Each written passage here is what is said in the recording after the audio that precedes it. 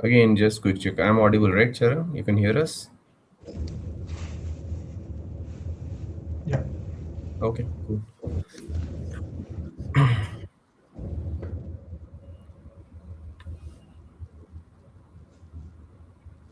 Okay, we can get started. Okay. So thanks, She Works, for inviting us all as panel member and moderator for this session.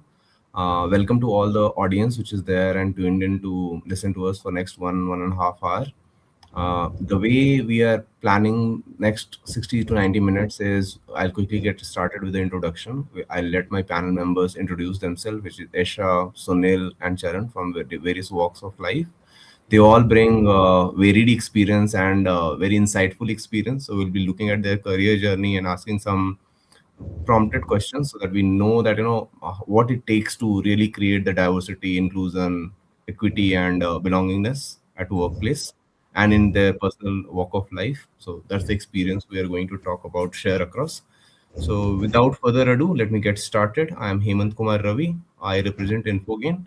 I head people tech transformation analytics, total rewards, L&D, and leadership and campus hiring as part of my portfolio. So thanks for inviting me.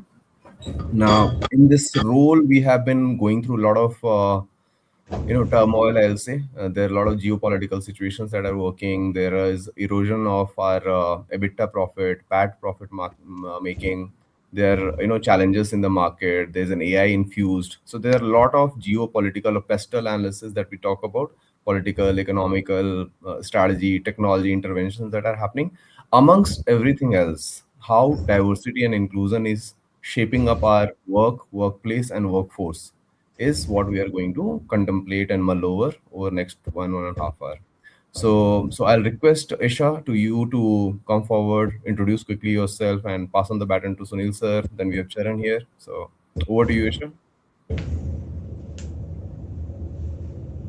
You're on mute, Isha. If you can unmute and start.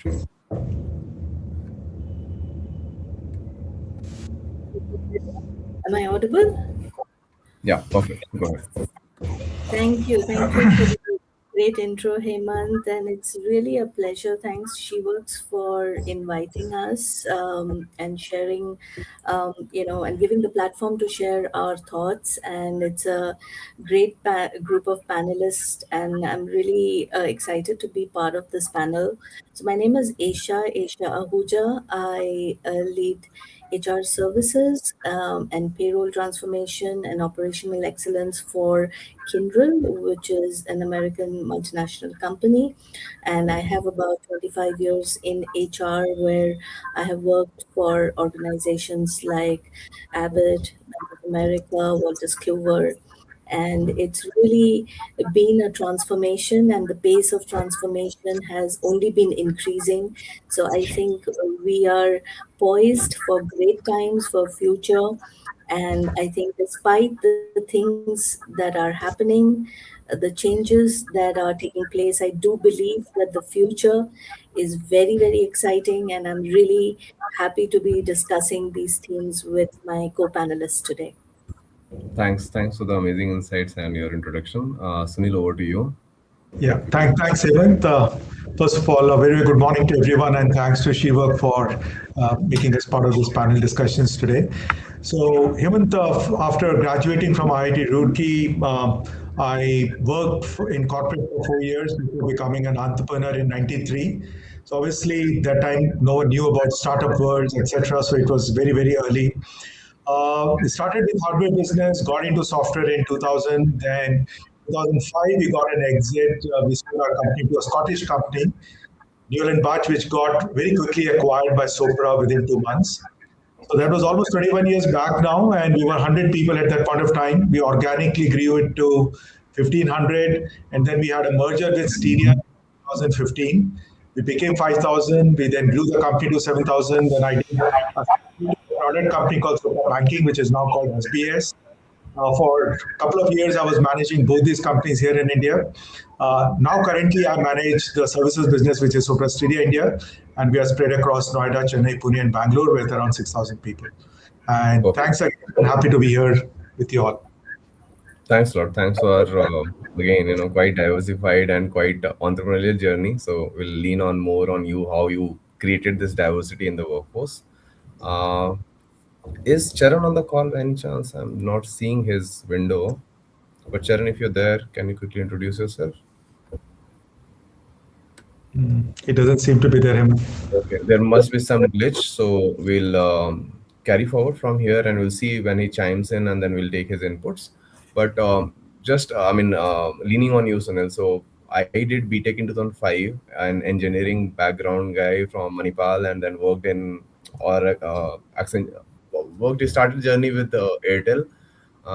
Then I did MBA from IMT Ghaziabad in HR and IT. Intent was to be in IT and being the tech consultant. I was working predominantly into PeopleSoft and other applications, and HRMS, SCM was something that was resonating with me. With that intent, did last 20 years of work across Wipro, Accenture, a bit of L&T in Middle East, and then came back to India, and we had this journey of GCCs coming in. So back in 2018, there was a 15 to 18, there was a BOT model that Accenture was doing for Avian Bev. It's another Bush in Bev, which is European plus US brewing company, and they were setting up their 2,000 odd folks in that landscape that they wanted GCC growth and analytics center. So basically, it was not pure play captive unit, but more of technology, more of consulting and analytics background. They wanted to set up the GCC. That was the advent back in 2018. Since then, last 7 years, it's been a last 10 years now. Okay, so 18 to last 9 to 10 years, it's been a really roller coaster ride. 6 7 GCCs have been able to clock. Post that was Kantar, it was ENY as a people practice that I had set up. Chevron, it's the world's fifth largest oil and gas company, and now here I'm at Info. The only thing that stuck with me during this journey was the power of the leaders. The more robust, more invested the ecosystem is, they're brewing more leaders like them, and the company benefits, and most often than not, the industry benefits. So Accenture, Wipro, the world has given a lot of leaders in the market. When I go to north side of India, I see SCL has given a lot of leaders there. And I was just having a candid conversation with Sunil before the start that a couple of your folks are now leading our charter in our organization. So it's like, cross breeding the talent pool, and entire industry, moves up the value chain. In that context, my first question, and that is to you, Isha, that how do you see, what structurally investments have been proven, which are proven mechanism, most effectively it has worked out in converting this digital workplace more diverse. So intent of measuring diversity is aligned with measuring the workforce outcome. So you have a business outcome and you want your workforce to achieve that. In that, how do you intertwine this diversity as a lens? What worked for you? What challenges you see in your last 20 years of vast experience across the companies? So I think this is a great question because our pace of change and our pace of transformation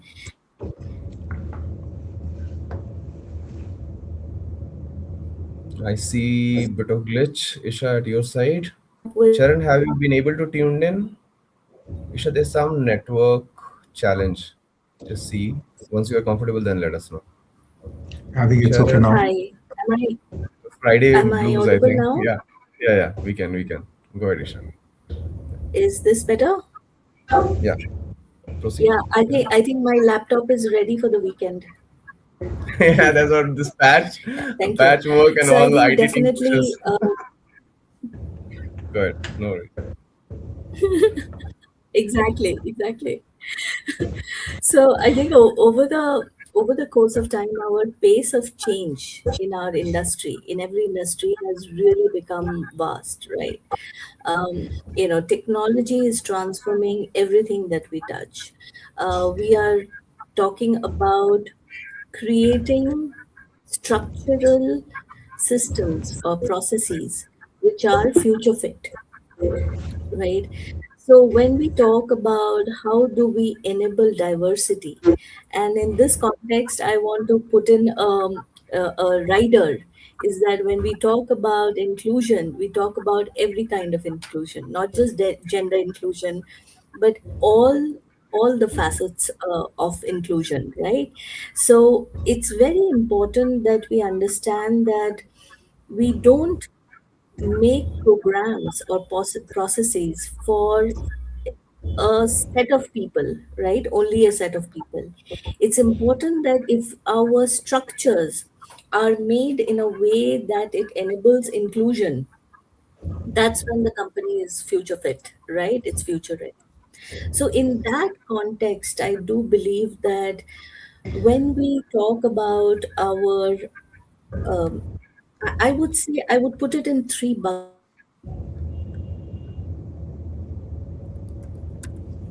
Again, I see a bit of glitch. Okay, we'll Bucket wait. is about how. There is some glitch, I mean, Hi, there's. am I audible? You're back. You're back. It's stable now, but just see if the network Am connection I audible is now? it okay? No. Yes, yes, we Okay. can hear you. Okay. Okay. All right. All right. Thank you. Sorry about this. No, no, no worries. Because there are So when audience we look there, at, so I'm just let's say thinking our, that yeah, you might want to stabilize the internet because yeah, I really network. apologize. Yeah. Yeah, Complete your it's, point, and then yeah, yeah, we'll move. let's work on this. Yeah, thanks. So I think when we look at our policies and structures, they have to be built into a code. So we say that policy as a code, right? So our policy should not be made either with a bias or something which is manually tracking. So when I mean policies, I mean, how are we looking at talent? How are we hiring talent? How are we looking at promotions? How are we looking at all our people practices like skills, learning path, talent development? If we can remove the biases and make the inclusion as a part of the policy and as a part of the system, so it gets governed naturally. So, for example, is there a structured set of, let's say, promotion policy, right? Does your promotion policy show you data that all the people are being represented and being covered? Is there a diverse slate? Is there a diverse promotion panel? So I think some of these structural interventions will help us ensure that we are future fit. Perfect. Sunil, I lean on you. Thanks for your point, Isha. Charan, have you been able to log in and you can hear us? Charan, if you can unmute and speak, maybe. Okay, no worries. Sunil, I lean on you on this question. Give us something. So I understand HR will come from policy, framework, platform, people, but you look at it from the lens of leader, and you tell me how did that balance scorecard, and you come from business mindset. So how does your P&L, EBITDA, your future business account, contract value, turnover, that resonates with the diversity charter, and it has helped you. If you can quote us some anecdote from your personal walk of life, how it worked and shaped you, if you can go ahead. Okay. Yeah, thanks, Hemant. And yeah, first of all, good to have the diversity within this panel because I think I'm the non-HR person within this.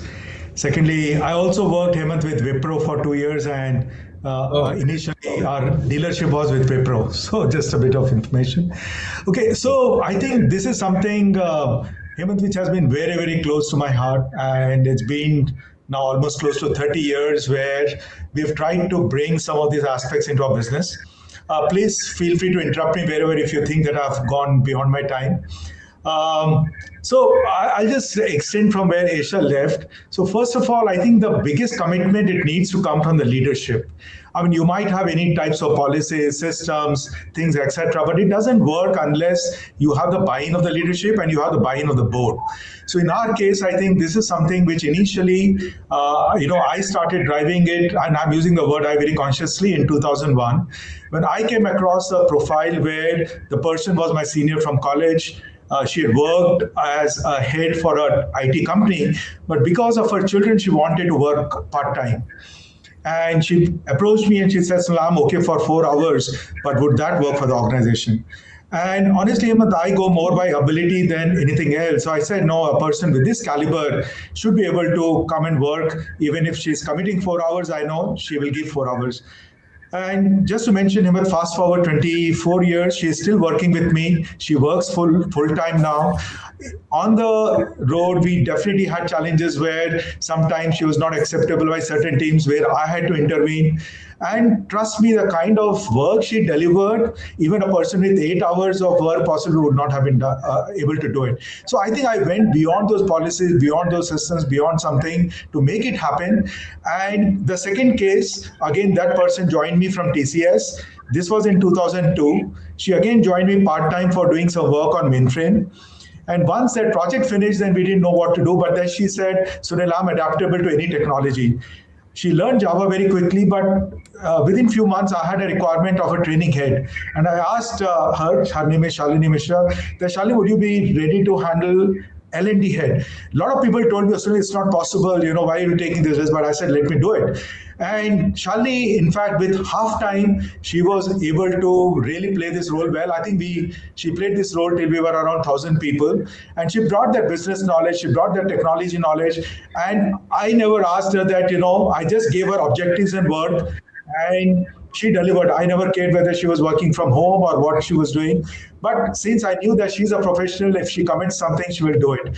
And I'm not giving other examples, but I've had three or four more like this where, so Charlie still works with me after 23 years, and she's currently heading the digital offerings at a group level. So from a small role of a mainframe to an L&D head to technology, now she's heading a global role. So why I was giving this example was more from that, yes, if there's a buy-in from the top, if the top management believes in it, it can happen. Now, just to give, so this was trying to bring that inclusivity from a different perspective, but this is the biggest challenge I see in India, where at the fresher level, we have 50%, 40% women leadership coming in. But the moment you have come to that 10 years experience plus, 35-40% has gone, and at the top leadership we hardly have any women leaders. And that's not possible unless we give that special support in India, because in India that special support is required, whatever we may say, because we don't have the same type of support system as it exists globally. So in case if leaders are ready to provide that support, not compromising on the business aspect, I think the output I've never measured, Hemant, but I know, I mean, these people, the way they have delivered, I'm sure they delivered great value to the customer, because of which, in fact, they are now sought after in all sorts of projects. But I'll not go into the details of others, but what we've also done in the last few years is, for example, we went to Noida Deaf Society and said that, okay, we will take four or five people from you and train them and get them into our system. In fact, I got a buy-in directly from my chairman, and he said, yeah, Aslan, I'm perfectly fine with it. So that part, we took it more as a CSR part. We got our leaders sensitized on it. We got few people who were ready to learn the sign language. And these people then, after 6-7 months, obviously they could not be used for technology role, but today they are working in my admin team, they are working in my HR team, they are working on data entry, etc. And trust me, Hemant, if you come and look at them, you won't be able to identify that these people are lesser able with hearing and speech, and one person is working in finance. The last piece of it, on the inclusivity, what I also saw was there is a big chunk of people who are doing engineering or MCA, whose parents are maybe guards or gardeners, or they come from the lowest economic society. And these people do their engineering because their parents have taken loans, etc., but they're not able to get their first job because their communication is not good, or they don't have that necessary push. So what we did in a very informal way is, 15 years back, we said, let's take 3-4 people from this background. give them a 1 year internship where we have a person associated to do a technical mentorship, how the person should be dressing up, speaking, etc. And 1 year will pay him 10,000 rupees. After that, if he does well, we have the first right of refusal to hire him, and then he has to commit 3 years at our place. Just to give you very quick numbers, we've already done for 40 people. Many of them are working with us. Many of them are now working with even companies like American Express Bank, ThinkSys, and they are drawing salaries of 40, 45 lakhs, which is unimaginable for people at this thing. So I think it's diversity plus inclusivity is a great topic. It's very important. But the bottom line is it requires a top leadership buy-in. It requires a commitment. It requires that the leadership is ready to face those everyday challenges and questions they would get to support them, and then I'm sure it will be successful. Thanks a lot. Thanks for great reflection. And just a time check. We are 20 minutes up, 40 minutes, and we'll have 4 or 5 questions. Pankaj is there in our moderation of the audience. So if any question comes, Pankaj, do let us know. We'll be happy to answer and get it through the panel member. Thanks, Charan. Charan Shetty is here, Director UBS Technologies. UBS Technologies. Please quickly go ahead and introduce yourself, Charan. I think there's a house full and all of us are well connected now, so the network glitch is kind of Yeah, taken care of. Go ahead, Charan. yeah. Thanks for tuning in. Good morning, everyone. First of all, apologies for joining. I joined at 10:40, but thanks to technology interruption glitch, I was not able to join. But it also gives me joy that at least my systems are very strong in not, allowing certain things. So, but I joined via mobile. But thank you so much, Hemant. I think my name is Charan. I head the HR for UPS India Technology Center. We are a GCC. We are part of UPS United Parcel Service Group, which is the world's largest logistic company. We are Fortune 25 kind of group. So we have GCC in Chennai, where we have about 2,000 odd people, developers mostly, and we are about 2.5 years old in the when we started it. So that's a quick update from my side. Perfect. Thank you. What one thing or one mantra you would like to share when it comes to diversity, inclusion? And I've been privileged to work in Chennai, at least Nungambakam, Randstad I was working, and Yeah, your Casa Grande I was heading HR. So I have yeah, been across north and south. So something, so diversity I've been hearing, and I'll reflect on Asia. It's not only about gender, caste, creed, community. It is also mindset. It is also the diaspora you come from in terms of demographic. Dividend, like say someone is tier 1, tier 2, tier 3 city, someone's p parity is different. My parents used to work back in 80s in coal India. I used to come from Ranchi and Singrauli of the place. No one knew till they knew Dhoni. So yeah, so what one mantra you'd like to share when it comes to diversity at workplace and how it has worked for you as a leader, as a person? yeah. I think we have moved a long way on that particular angle. But still, I notice some of the organization that we interact is that it's still on the paper. It's just a tick mark that I have X percentage of people on diversity. I think that mindset has to change. It cannot be a tick mark on the paper and we claim success that we have done that. I think that's the mindset change we need to do. It needs to be a practice that we have to do well. In fact, when we started this center about 2.5 years back, we are very, very clear that what is that we need to on a diversity angle. And for us, diversity is just not hiring women or leaders or women managers. It's all about how do we have inclusivity coming in. So one my 6-7 months of operations, when we took a stock, um, we were about sub 20% on the hiring. But then when we closed last year with about 2,000 hiring that we did in 2 years' time, which is well ahead of 1 year before we hired 2,000 people. We really scaled up this up to about 34% of women in our system. But surprisingly, we also wanted to have people at the leadership levels, and that's where sometimes we struggle to find a good set of people internally also. While we saw that people are very happy to join us on that particular front, sometimes we felt that the some of the women folks here are very very content to stay where they are. They don't want to go beyond certain things. They said, "I'm happy here. I'm happy about handling these kind of a work." That's a kind of mindset we also need to change from their side. But from our side, we are very conscious that how do we bring people just not on the mid-level kind of things. We also need to have a nice number of women leaders at the top as well, and that's a very conscious effort they're doing now. Um, for us on the UPL board, I am also on the board member of ULPL in India. So it's equally distributed. We have out of 7 board of directors, 3 of them are women leaders here. So that also gives us affirmations that we don't have, or we don't need to have diversity only in the mid. We also have diversity on the top. So that gives a nice, good feeling that we don't just say, but we also practice what we preach.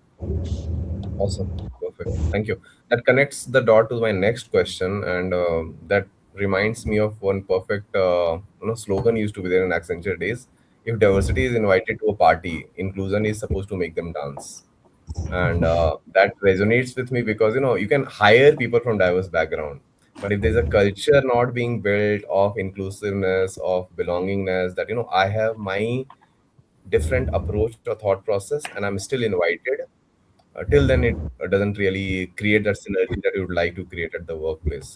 So question there, and I'll read the question. In high technology and high growth organizations and environment, how do leaders ensure that women receive both opportunity and recognition for strategic contribution? And this I'll request Charan you to answer to get started with. But think from this perspective that you rightly told, you start the early career program, you can have 50-70% women hiring as a BTech or any kind of program that we are hiring from campus. There's a firm focus there.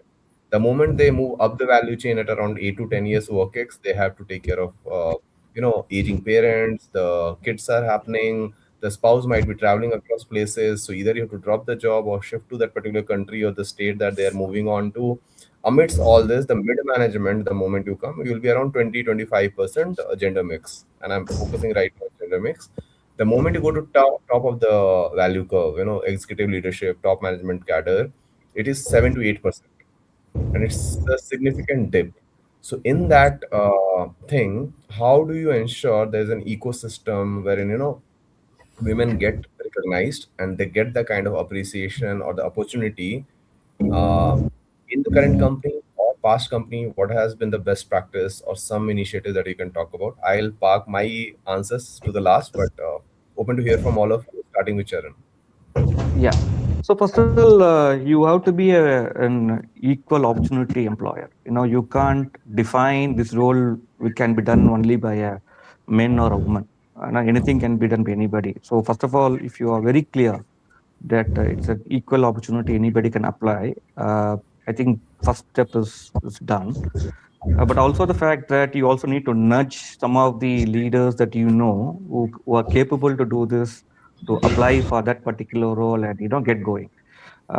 Because you need to create opportunity in some of the cases. As I said earlier, some of the women folks are brilliant people. They are multitasking. It's on the back of the hand. They do a lot of things, but then you need to nudge them. Sometimes that nudge is required from the leaders, and that is where I think as leaders we need to understand the potential that these guys will have and nudge them. And then when you nudge them, you should also, it's not about hiring, just about hiring them. It's also giving opportunity. It is also including in some of the key projects, some of the key hiring decisions that you make, that you have to make them very inclusive. You can't just hire them and say, yeah, you're a good person, you're doing excellent, well, a job excellently, and just stop with that.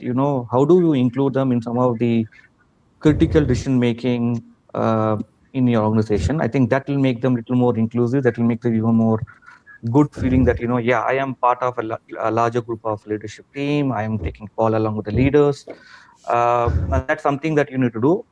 So you have to create a visibility platform for me. It's not about just telling them, I support inclusivity, I support diversity, but how do you give an opportunity? How do you make them visible to the other people, and just not within your organizations, with also to outside your organization? For example, we operate in about 220 countries.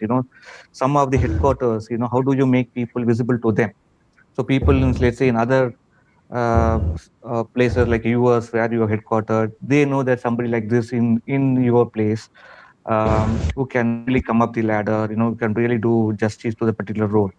So you have to, the push has to be from your side, and of course when they come to that side, you still have to mentor them, you have to guide them, but they're also very smart, they know what to do.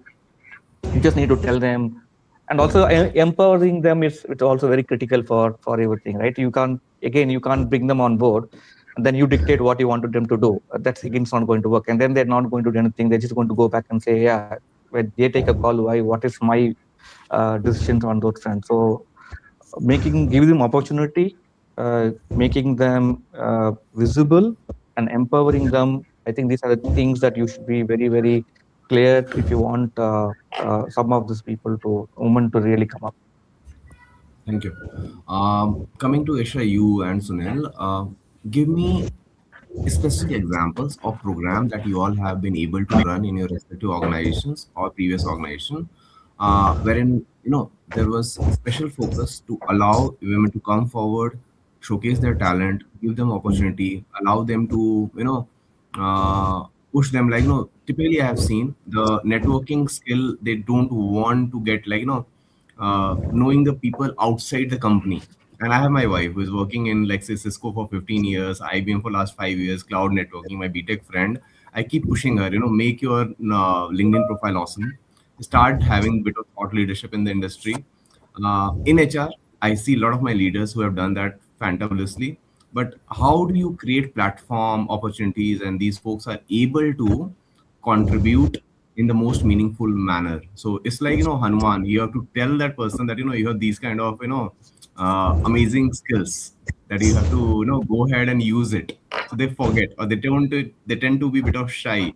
So how do you folks have been make it able to make it happen in your respective organizations? Some examples. Isha, you So, can go next. Sunil, you want me to? Okay, sure. So I think I'll start with an example.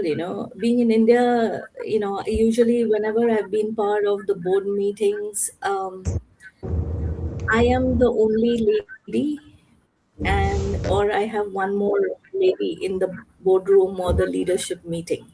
Okay.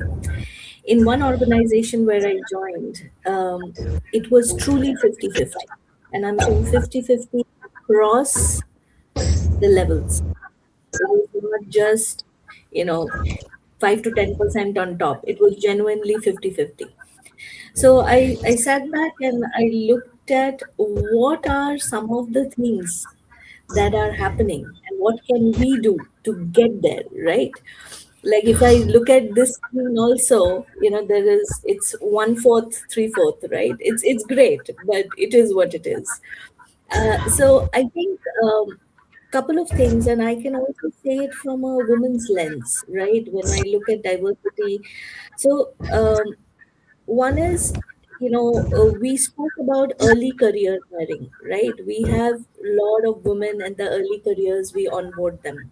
And then in 2 to 3 years time, we start seeing the fallout, right? Slowly they drop off. Either they get married in a different city or a different country, they relocate, or they try, and then comes the children, then comes the children's board exams, then comes the aging parents and elder care. So these are all commitments. So I think at every life stage, what at least I've tried to do is three things. One is giving giving that support mechanism. Support mechanism, by what I mean is a very simple crash facility, a very simple work from home flexibility, a very simple commitment to choose the shift, right? When can you work? So some of that flexibility and the ability to pull them into the mainstream, that is really showcased. The second part is, I think, I call it ramp on programs. Okay, people who take a break, or people who go out of the workforce, maybe who are doing something different and want to come back, what is the ramp that we give to come on board? So for example, and it's a very personal thing. I'll give you an example in technology. All of you know how fast technology is moving. Imagine a woman or anyone who has taken a 2 year career break and has been doing something different. When they want to come back to the workforce, the technology has moved on. So they feel not very relevant. And that impacts the confidence. So if they, even if they have the confidence, even if they have they may not have the relevant skill.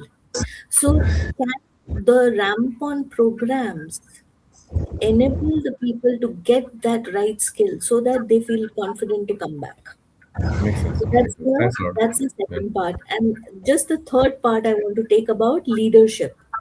You know, in leadership, to have a woman in the leadership, I believe what has worked and the programs that I have set up is transition coaching. I call it transition coaching. So Charan said you need a nudge, right? So Yeah. that nudge comes from the coach, where you have to give them the nudge that you have to move from the, they know it subconsciously, but they don't want to step out of it or go above it. So coming up from middle to senior, that nudge is what a structured coach has built, where they, and sponsorship, of course, you know, not mentoring, not giving advice, but actually sponsoring the right people to get into the right leadership roles. Perfect. Awesome. Sunil sir, some thoughts from your side. Yeah. What actually, practical that, people who are there in the audience, either as an employee, they can imbibe it, or as an HR folks like us, we can replicate that in our company. Some examples. Yeah, thanks, Hemant. So I'll come back to the topic which you said because that was very important on networking. But before that, yeah, there has been times when 60% of my direct reportees were women. So, Wow. sometimes, so it was not by design, to be honest with you, it just happened. But it does, show back to the levels below that, yes, whatever we are saying, we're doing it. But a couple of things, giving examples which you asked for. So, first of all, very early in our corporate, we created something which we call it as World of Women, and this is where all the women employees can be members of this club. And the primary objective of this club was to get them together periodically so that they could discuss issues, challenges, and also have leaders from outside to come help them, mentor them, etc. So that was one piece which was done. But in addition to this, we run a program which is still run, which is called Sarthi. So Sarthi is for the first time women leaders, which is when they move from a technical lead to a project leader or project manager. This is a 1 year program which we run for all the women leaders, and all the top women leaders in the organization are mentors to these people. So at any point of time, this cohort is of around 15 to 20 women leaders, which is there. And this has worked quite well because they hear stories like Aisha was mentioning about the challenges which people face. So here there are real life examples of people who have spent 15, 20, 25 years in the industry. They can come and talk how they navigated this. Obviously, how people navigate is very different from one to the other. Now, addition to these programs which we run, what we've also done is we've encouraged our women leaders to participate in industry-wide programs. Like for example, NASSCOM runs this program called Women in Technology, W2RT programs. So we every year we have nominated 3 to 4 people as part of this program so that they also get to network with external women leaders. And then there is this program, Hemant, I'm sure you've heard of Jombe, which they have this top 1,000 women leaders program. And for the last 7, 8 years, we've been nominating our women leaders to that. And they have a very, very structured way of evaluating, then coaching, mentoring, etc. So we've had 2 or 3 of our leaders, coming in the top 100. One of them came in top 10. So these people, then women leaders become actually role models for others. But just to come back to the topic of networking, which you said, and I 100% agree with you, that's something which is very, very key, which obviously I see this lacking even in our men leaders, but women leaders, it's even more because of different reasons they are shy. And this is, as part of our Sarthi program, this is one module which we actually take, and twice actually I have taken the module for our women leaders and how they should go about networking, which is really key and important. So I Thanks a hope lot. that Thanks. answers that. Yeah, it was In quite bang fact, on. Thanks a lot. Hemant, here we have two or one exclusive program for women folks. We call it Own the Stage. Okay, perfect. Where we sort of pick up some of the hypos, some of the women leaders we have. Sometimes they are very good in work, absolute no doubt. But when it comes to public speaking, some of them are a little shy, as Isha was saying. They just like to be in background, do the work, and carry on, and they're very content with that. So these programs designed for them to open up, and then and there's visible changes that we see after this program. And the initial first day, very silent. They don't open up; they're very quiet. But at the end of the program, it's there's a nice good transformation that we see, that when and sometimes I wonder, is it the same person I saw about 3 days back. So the facilitator does a very good job on that particular front, and then they were very confidently, they build up the confidence, saying that yeah, I can also speak well without any kind of an inhibitions of what people think about me. I think these programs really helped us in some of bringing some of the women leaders behaviors in terms of opening up and communicating well. And then we also have, of course, the other well-known things, the Toastmasters that we have. So we also have a Toastmaster club here, and then we encourage people to join and be a part of it, and that also gives them a very nice, good opportunity to speak up well in some of the forums. And of course, as Sunil and Nisha said, we encourage people to be part of any kind of a forums, and we really do again nudge them to be there, and be do really good networking and meet people at their levels and their colleagues and peers, and do a lot of networking. Perfect. Thank you. Yeah, I'll Hemant, just just to summarize add that. to what Charan said, just 1 minute, I'll just take a minute there. I think Charan brought out a lot of very important points, and that's where few times what I've done is, whenever suppose I've been called on a panel, I've requested my woman leader to be part of the panel, and I said I'll be there in the audience to kind of help you to see that how you can speak well, etc.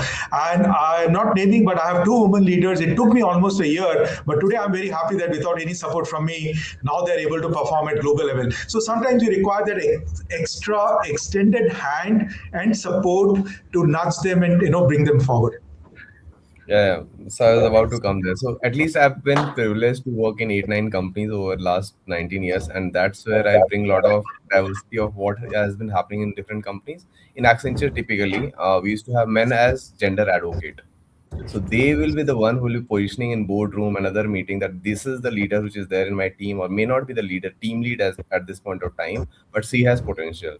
And I'm not talking about high performing candidate only. I'm talking about high potential, which is learning agility plus ambition plus, the will to do more in life. I see the fire under the belly, and this person we should bet on. So Airbnb had a concept of people bet, and they will choose these people basis the intelligence of these leaders. And these leaders were global leaders, so they will be picking up them, putting across cross geo projects, assignments, bubble assignments, and then these people will slowly, inch by inch, day by day, they will improvise. And after a year or month, you'll see a drastic leader who is coming forward, able to question the status quo, critical thinking. These are the skill sets that gets developed.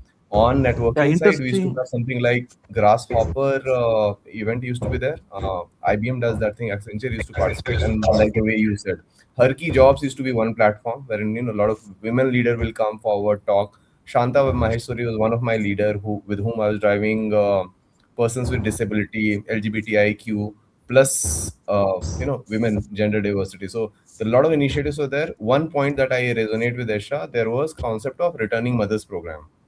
So they will have a sabbatical or a mat leave period and then extended maternity leave. So virtually they will lose 9 months of what has trended in the market in terms of skill, technology, and other landscape that has changed drastically. You will be pulled back into the same project with the status quo of your skill, and you'll be given 3 months time to upskill, cross skill yourself, hone your skill. You'll be given a buddy and assignment, and those buddies will be the senior women HR leader.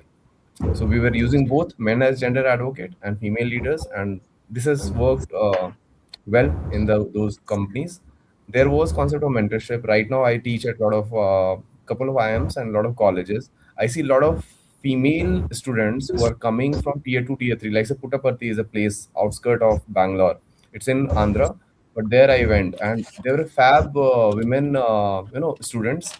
They all had been able to question status quo, that this is, sir, what is happening in AI transformation in HR use cases. I interviewed 20, 30 of them while we go typically for HR conclave, but we spend time understanding their pitch, their deck, and then I said, two of these folks I would like to stay invested in. Let me see their journey in their second year, third year of BTech or MBA program, and if I can give them some internship, some project. So we had a concept of Catalant, and Catalant was gig economy or liquid work assignment concept within the company.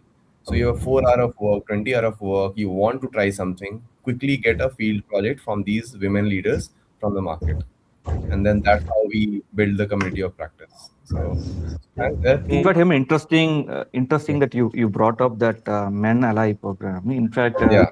here we have BRGs. Two BRGs that we call as WE, which is Women in Engineering, and then we have WLD, which is Women Leadership Development BRG. Both these BRGs have just not the women. We also have men being a part of that BRG group and being an ally for the women. That's one. The second one is that uh, we also have a running program.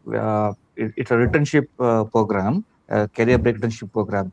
Again, when I joined in 2024, I think we had only just about one person who utilized that program. And then we said that why are we not taking this forward? So then we popularized the program, had some people doing evangelist program thing for us. Happy to say that we are about 60 people who had a career break just before they joined UPS, and it varies from 6 months to 2 years. We even had somebody who had a career break of 9 years in IT, a lady. And then today, out of 60 people, 40 of them are women, and interesting, 20 of them are men, who had a break for every reason, taking of the parents, some issues at home, or maybe the job, they lost a job. So that program is pretty successful, and we give very high leverage for that particular program. So we call it Palam. Palam in Tamil knows is a bridge. So we are sort of a bridge for people who wants to come back from the career break and get into a corporate setup. The third and final thing I want to just touch upon is that when we go for campuses, we also very keenly look for first graduate hiring. When we say first graduate hiring, they are the first graduates in their entire family, and we give more emphasis on that particular path. And we don't pick people from colleges in tier one. We go to tier two, tier three colleges, meet people there. And there, interestingly, this year we picked about 60% of them were girls who are the first graduate in their family, engineering graduates, and we gave them preference to pick them and bring them on board. And then we also told them that uh, we participate in a lot of our programs, we run it. So they're part of my BRG, they're part of my events, they're part of my networking events, all those things. And one of them have also featured in a government program, and they released a dossier, and she was featuring that particular dossier as one of the key things. So that's a proud moment for us when we have some of these programs and we have people really participating and doing our bit as leaders, where we can encourage the women folks to be on these particular lines. Thanks a lot. Thank you. Three great questions have come from audience. I wanted to pick them up quickly so that we keep the audience engaged. The one that really resonated with me, with like say Isha, you look at 20 years younger version of you. What is that one advice, one room conversation or opportunity that you would wish someone had told you or given you access to earlier in your career, so that you could have done things differently? I'm sure you have a fab career path, but if something that you want to give advice to your 20 years younger version of you as a female leader. Great question, and I I can talk from the perspective of being a woman as well, right? A woman Yeah. professional who has had an intense career. So the first thing is that I always say tough bosses are good. There are Yeah. bosses who put you in the water and say that they don't protect you because you're a woman. They push you to the difficult project. Sometimes when you are younger, you may have other priorities. You have to do a lot of work life balancing, but there are bosses who push you. I think seek out those bosses. Seek out the bosses who are tough. Seek out the roles which are uncomfortable. The second thing that I would like to, when I look back, I would like to think about is, this question says, the audience question says, what is the one conversation or opportunity you wish somebody would have given you? Okay. Don't wait for people to give you something. Get the confidence to ask for it. So the one thing that I would have taught myself is that, like, I think like many women, I wait for someone to give me something. That someone up there will notice my potential, notice my talent, and give me an opportunity.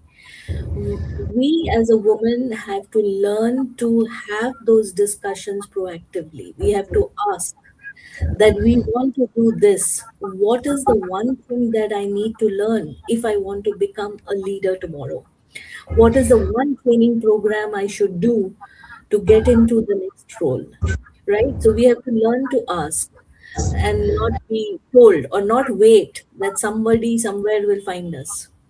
And lastly, I would like to say that it's very important to understand as a woman that you will always have multiple responsibilities and there is no shame in asking for help. Okay, at work and at home, because many women they believe that they have to take a back seat because they have to manage so many responsibilities as a family member, wife, daughter-in-law, mother, professional. So somewhere they will quietly not ask for help and try to do everything. So my last learning is that it takes a village to make a child grow. Similarly, it takes a village to make a woman leader or woman professional successful. So don't feel shy, ask for help. It's okay to ask your mother or mother-in-law to take care. It's okay to have help at home. It's okay to balance, to ask for flexible shift. So that's very important and not feel guilty about it, right? Okay, thank you. Yeah.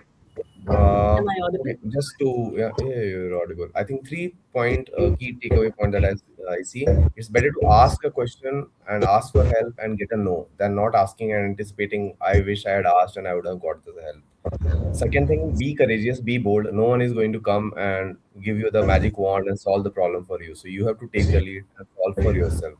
Okay. Third, create your self-help group. There are team who will support you in various walks of life. There has to be a mentor, there has to be a buddy, there is someone back home to back it up. I think that's what has worked for a lot of us. It is common to everyone. I don't think only women, but women, the uniqueness that comes is for every drop of hat, you'll have a chance that you can take a back seat and leave the workforce. But you have to have that one reason that you have to stay into the workforce because you want to make yourself proud and be resilient and steer through that particular tough walk of life. That 8 years of juncture typically, or that 15 year of work ex kind of juncture.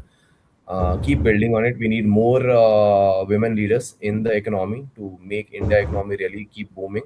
So I am personally invested. I think a lot of us leaders have been doing this in our walk of life. So ask us question, make use of these platforms. I think the world is there to support and help the way Usha told. One question which was really, I don't see that as a question, but more of a taunt, more of a, I totally agree to that question. So the question says, we talk about all these things, investing in women, International Women's Day, at this point of time, typically around 8th March onwards, you do give the bouquet, you give the flower, all those things you do, chocolate and all, and then things fade away. By the time 31st March end, I I will not say no. There are industries, there are companies who does this because that's the time. You'll have international calendar. We'll have those 10 events that has to happen in the year. They will do as an HR, as a business, as a company. Don't name shame them or whatever, but I agree to that point, but what's your counter narrative to that, Sunil? I mean, do you really completely align to this, or you have some different point of view? And I feel that, let's look at from that particular audience who has asked this question. So he might be struggling with something. So if you can help address that. Yeah, no, Hemant, that's very important, and it's a bit sad to hear this comment because unfortunately, what I see in the industry, it is true because I do get to meet both HR leaders as well as business leaders, and since I come from the business side, but obviously HR has been my passion for almost last 3 decades. The problem is what I mentioned in the beginning itself. So, two, three things there. One is when we use this diversity and inclusion as a checkbox in my checklist to ensure that I've done it. And a lot of people are just measuring it for the sake of measurement. That is where then this issue happens where you do it as a ritual on the 8th of March, and I agree by 31st March you forget it. And to ensure that it doesn't happen, it has to come right from the top, which I mentioned in the beginning. It has to be there in your everyday DNA, where we talk about psychological safety for our employees. But I personally believe for women employees that psychological safety has to be even more. Like you said, they should be asking more questions. I think Aisha said that. Yeah, they will ask more questions when they know that their question would not be taken as negative or something which they cannot do. Rather than that, they should feel that if I ask this question, I'll get an answer, I'll get some solution. So I think providing that psychological safety is extremely important. Even more, having those women leaders at the top level to be mentors, to be role models, that's quite important. And just to repeat again, if we don't use it as a checklist, but we make it as part of our DNA, then yes, we won't forget it on 31st March. We'll continue for the whole year. But unfortunately, yes, Hemant, in the industry today, leaders need to do a lot more than the HR folks because HR, yes, they will bring it as part of their process and policy, but leaders will help in bringing it as part of their DNA of the organization. Perfectly answered. Thanks a lot. Thanks for your viewpoint. Darren, we are at the fag end of last 3 minutes. So quickly in a minute, if you can help summarize this question, which is around as AI reshapes the hiring and workforce planning priorities, there are new platforms coming in. There's ethical way of hiring and stuff like that. How can organizations ensure that these systems expand opportunity for the women workforce rather than replicate the old historical biases and inequalities that may creep in because of the conditional modeling of the data? See, the AI will give you the data. It's simple. You should use AI. In my perspective, AI is can be used only to give data. The decision has to be taken by humans. What goes in, what goes out. I think that's what the machine will do. It's good to see data. It's good to have information. It's good to see who's where and all those things. But then over relying on data is not good. Is what I genuinely feel. But sometimes the emotional quotient also comes into play. If you have all things done by machines, then why do we need to be there?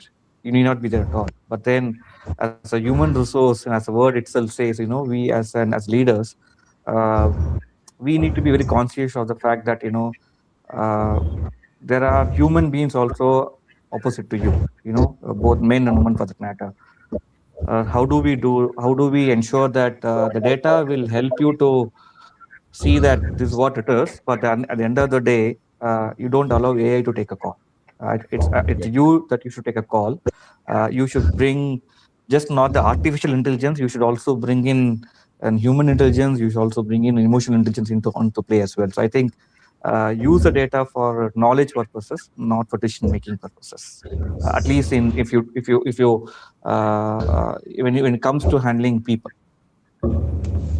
Thanks a lot. Yeah, and Hemant, if I can just add to it, I think obviously AI is going to disrupt or is already disrupting a lot of things, and that we cannot prevent it. But I think, especially when it comes to people's side, whether it's recruitment or promotions or any of that, as we say, we will still need to have human in the loop.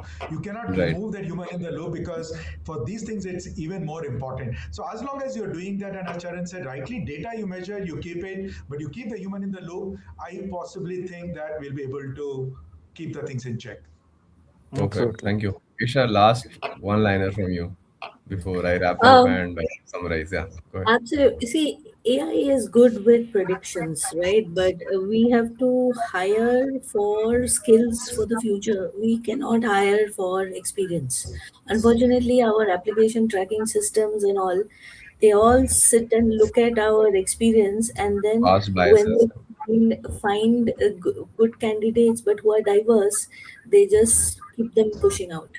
So it's unless we know how to manage AI, we will be in trouble because AI is thinking in a certain direction, which is repeating histories, not repeating potential, Creating right? histories. Yeah. Yeah. Yeah. So I think that's something that we have to keep an eye on. Where AI can help is, in our LMS systems, upskilling the people, making sure they're doing the right training, right upskilling. But from a recruitment standpoint, we have to be watchful. We can definitely use data intelligently. And thirdly, I think a lot of things where AI can help is provide a structured job description, a structured question answers for the interviews. I've sat in an interview where somebody has discussed, do you like cricket? And the two gentlemen spoke about cricket in the whole interview, and after that, the gentleman got hired because both of them love cricket, right?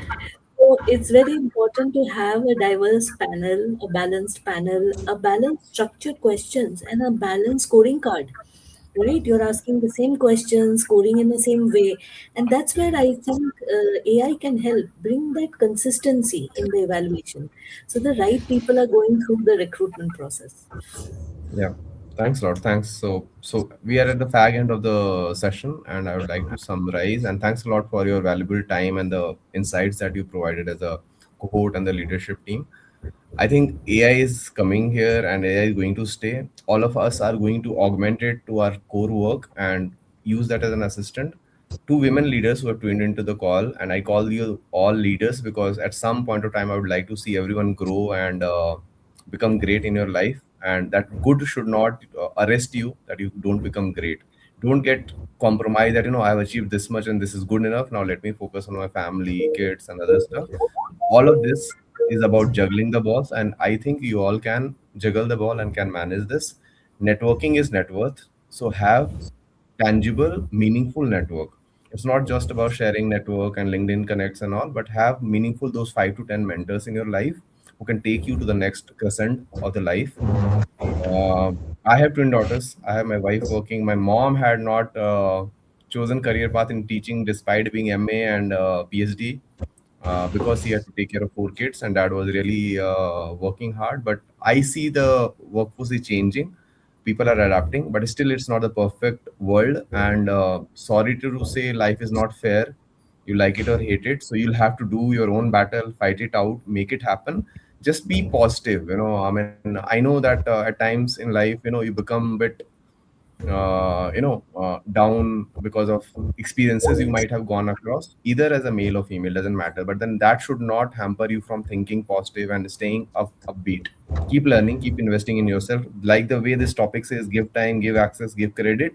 To my male leaders who are there on the call, make someone's life better as women leader. I think that's Absolutely. the thing we can do since we have reached to this part of our life. With that, thanks a lot. Thanks everyone for your quality time.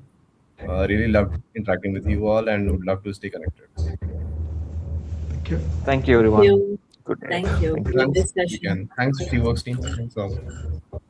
We can drop off now. Thank you.